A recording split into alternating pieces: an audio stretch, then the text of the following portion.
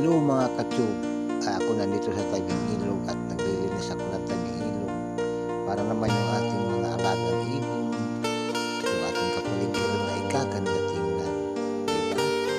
Pag naman tayo ay naglilinis, kumbaga ay sa tingin natin ay napakaganda pagtingnan ng ating kapaligiran.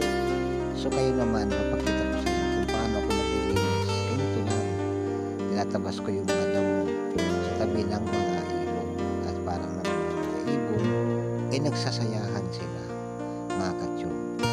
Ayun, tulad ng manok naglalakad o may namamasyal din sa ating kapaligiran. Kaya kayo dyan, nandyan sa tabi ng mga ilog, ay huwag niyong kalimutan